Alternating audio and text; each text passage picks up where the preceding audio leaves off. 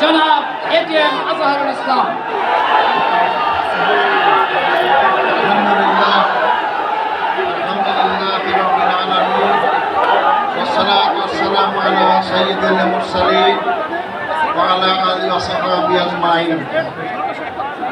আজকের এই বিশাল জনসমুদ্রের সম্মানিত সভাপতি, বাংলাদেশ জামাত ইসলামের সম্মানিত আমির ডাক্তার শফিকুর রহমান, অন্যান্য রাজনৈতিক দলের নেতৃবৃন্দ, জামাত ইসলামের নেতৃবৃন্দ, সাংবাদিক বন্ধুগণ, উপস্থিত ভাই ও বন্ধুগণ, আসসালামু আলাইকুম রহমতুল্লাহি ওয়া বারাকাতুহু। আপনারা অধীর আগ্রহে বসে আছেন আমাদের সম্মানিত আমির জামাতের বক্তব্য শোনার জন্য। তিনি দিক নির্দেশনা দেবেন। এজন্য আমি খুব সংক্ষিপ্ত সময় আপনাদের সঙ্গে দু একটি কথা বলবো ইনশাআল্লাহ। সংগ্রামী বন্ধুগণ, আমি 14 বছর জালেম সরকার, স্বৈরাচারী সরকারের কারাগারে বন্দী ছিলাম। আমাকে ফাঁসির কাছে ঝুলানোর সমস্ত আয়োজন করা হয়েছিল। আল্লাহর অশেষ রহমত, একটা কথা আছে, রাখে আল্লাহ মারে কে। আল্লাহ আমাকে বাঁচিয়ে রেখেছেন। জুলাই আগস্টের বিপ্লবী সেই ভাইদের রক্তত্যাগ, কোরবানির বিনিময়ে নতুন স্বাধীন বাংলাদেশ, আমিও নতুনভাবে স্বাধীনতা অর্জন করেছি। বাংলাদেশের কারাগার থেকে মুক্ত আকাশে আপনাদের সামনে মিলিত হয়েছি। আমি ফাঁসির মঞ্চ থেকে আজকে লক্ষ জনতার মঞ্চে হাজির হতে পেরেছি, আলহামদুলিল্লাহ। সংগ্রামী ভাই ও বন্ধুগণ, আমার অতীত যারা নেতৃবৃন্দ ছিলেন তাদেরকে হত্যা করা হয়েছে। আমার রায়ে সুপ্রিম কোর্টের 7 জন বিচারপতি একমত হয়ে এটাকে একটা সাজানো নাটক আখ্যায়িত করেছেন। আমাকে জুডিশিয়ারি কিলিংয়ের মাধ্যমে আমাদের ভাইদের হত্যা করা হয়েছে, আমাকে হত্যার আয়োজন করা হয়েছিল। আমি আজকের এই বিশাল জনসমুদ্রের মধ্য দিয়ে সরকারের কাছে জোর দাবি জানাতে চাই, আমাদের যে 10 জন ভাইকে কারাগারে শহীদ করা হয়েছে, 5 জন সরাসরি ফাঁসির মঞ্চে ঝুলিয়ে, 5 জনকে বিনা চিকিৎসায় কারাগারে হত্যা করা হয়েছে।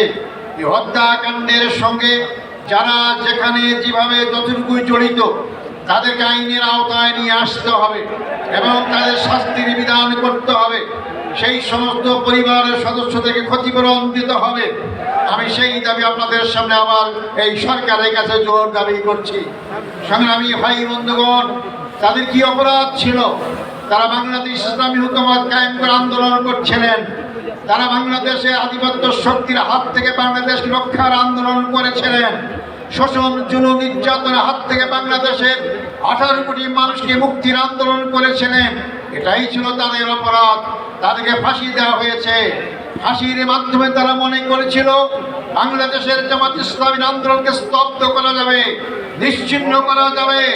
আজকে 15.5 বছর পর এই লক্ষ লক্ষ লোকের সমাবেশ কি প্রমাণ করে না ইসলামী আন্দোলনকে হত্যা, ইসলামী আন্দোলনকে ফাঁসি নির্যাতন করে নিশ্চিহ্ন করা যায় না?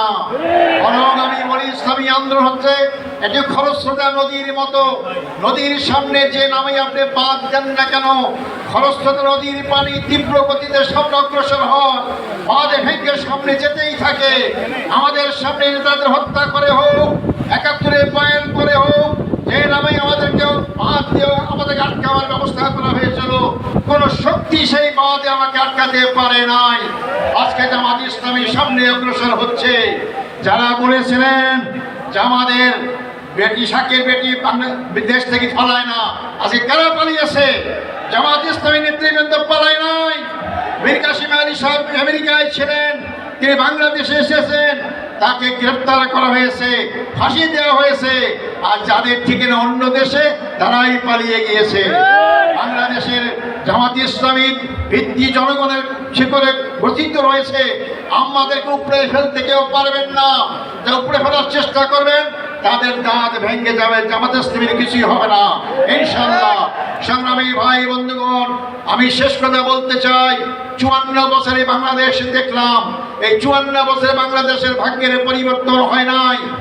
জনগণের নেতার পরিবর্তন হয়েছে, তাদের অনেক বাড়িগাড়ি হয়েছে, জনতার পরিবর্তন হয় নাই। জামাত ইসলামী তার প্রতিষ্ঠা লগ্ন থেকেই বিশ্বাস করে মানুষের তৈরি আইন দিয়ে মানুষের ভাগ্যের পরিবর্তন হয় না, যে ভাগ্যের মালিক আল্লাহ, সে আল্লাহই আইন দিয়েছেন এই মানুষের ভাগ্যের পরিবর্তন করতে পারে। আগামী দিনে আমাদের জনগণের ভাগ্যের পরিবর্তন করতে হলে, 18 কোটি মানুষের ভাগ্যের পরিবর্তন করতে হলে 18 কোটি মানুষের সৃষ্টিকতা মহান রব্বুল আলামিনের আইন দ্বারাই এই ভাগ্যের পরিবর্তন সম্ভব। তা আগামী দিনে আমাদের স্লোগান হবে আল্লাহর আইন চাই, সত্যকের শাসন চাই। আল্লাহর আইন কানের পাশে জামাতে ইসলামী সত্য তৈরি করার চেষ্টা করছে। 2 মন্ত্রী প্রমাণ করেছে তাদের বিগত 5 বছরের শাসনে একটি পয়সা দুর্নীতির প্রমাণ কেউ পেশ করতে পারে নাই। এই জাতীয় লোকরাই যদি আগামী দিনে নির্বাচনে জয়লাভ করে ক্ষমতায় যায় আর সংসদে আল্লাহর আইন পাশ করে, তাহলে অবশ্যই বাংলাদেশে 18 কোটি মানুষের ভাগ্যের পরিবর্তন হবে। সংগ্রামী ভাই বন্ধুগণ, শেষ কথা হচ্ছে, বাংলাদেশ জামাত ইসলামী প্রচলিত অর্থে কোনো রাজনৈতিক দল নয়। মনে রাখবেন, বাংলাদেশ জামাত ইসলামী প্রচলিত অর্থে কোন ধর্মীয় দল নয়। বাংলাদেশ জামাত ইসলামী পূর্ণাঙ্গ ইসলামী আন্দোলন। ইসলামের বাইরে আমাদের কোনো সম্পর্ক নেই। মানবিক সমাজ গঠন করতে চাই। মানব রচিত আইন দিয়ে মানবিক সমাজ গঠন হবে না। মানুষ মানুষের পক্ষে বিপক্ষে আইন তৈরি করতে পারে। আল্লাহর আইন সবার পক্ষে, জনগণের পক্ষে, তার সৃষ্টিকর্তা মানুষের পক্ষে। অর্থাৎ আল্লাহর আইনের একমাত্র মানুষের মানবিক সমাজ গঠন করতে পারে। অর্থাৎ আসলে সে মানবিক সমাজ গঠনের জন্য আল্লাহর আইন এবং সত্য শাসন প্রতিষ্ঠার আন্দোলনে আমরা শরীক হই। আল্লাহ সবাইকে সেই তৌফিক দান করুক। আল্লাহ হাফেজ। বাংলাদেশ জিন্দাবাদ। জামাত ইসলামী বাংলাদেশ জিন্দাবাদ। আসসালামু আলাইকুম রহমতুল্লাহ ওয়া বারাকাতুহু।